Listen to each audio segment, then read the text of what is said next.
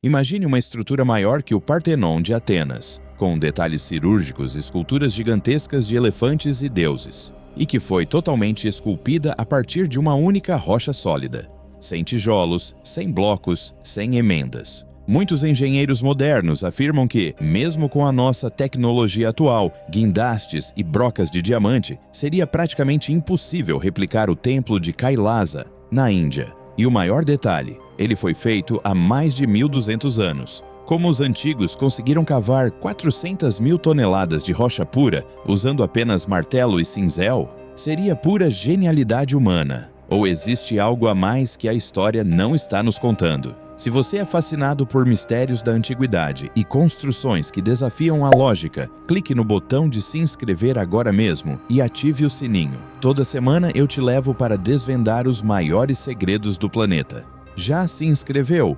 Então, prepare-se, porque o que você vai ver hoje vai quebrar tudo o que você achava que sabia sobre o passado. Localizado no complexo de cavernas de Ellora, em Maharashtra, o templo é dedicado ao deus Shiva. Oficialmente, a história atribui a obra ao rei Krishna I, do Império Rashtrakuta, no século VIII. Mas a matemática por trás dessa construção é o que tira o sono dos pesquisadores. Normalmente, você constrói um prédio empilhando blocos de baixo para cima, certo? Se você errar um bloco, você tira e bota outro. Kailasa foi esculpido em escavação reversa, de cima para baixo. Os artesãos começaram no topo da montanha e foram cavando para dentro da rocha basalto. Isso significa que eles não podiam errar um único centímetro. Um golpe errado do martelo em uma coluna ou na escultura de um deus arruinaria o templo inteiro para sempre. Eles planejaram salas internas, escadarias, pontes e complexos sistemas de drenagem de água subterrânea antes mesmo de começarem a quebrar a montanha.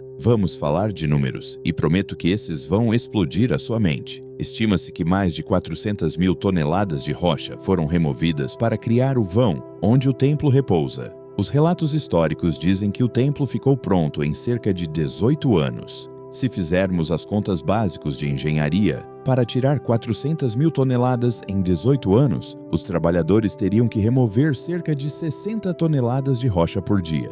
Isso dá mais de 2 toneladas por hora, trabalhando 24 horas por dia, sem parar, sem fins de semana, durante quase 2 décadas. Como eles cortavam o basalto, uma das rochas mais duras do mundo, transportavam esses detritos para fora do poço, sem tecnologia de carga, e ainda esculpiam estátuas perfeitas ao mesmo tempo. O cálculo simplesmente não bate para ferramentas de bronze e ferro daquela época. Existe uma lenda local que tenta explicar essa velocidade. Diz a história que o rei estava gravemente doente e a rainha orou ao deus Shiva, prometendo construir um templo se o marido se curasse. Ela prometeu fazer jejum até ver o topo do templo concluído. Para salvar a rainha da fome, um arquiteto genial chamado Kokasa garantiu que conseguiria fazer o topo do templo aparecer em apenas uma semana, justamente esculpindo de cima para baixo. Mitos à parte, a resistência física do templo também é lendária. No ano de 1682, o imperador Aurangzeb, que queria erradicar os templos não islâmicos, enviou um exército de 3.000 homens com a missão expressa de destruir Kailasa completamente. Eles trabalharam duro por 3 anos. O resultado? Eles mal conseguiram quebrar algumas estátuas e desfigurar poucas paredes. A estrutura principal provou ser forte demais para ser destruída pelas mãos humanas daquela época. O exército acabou desistindo.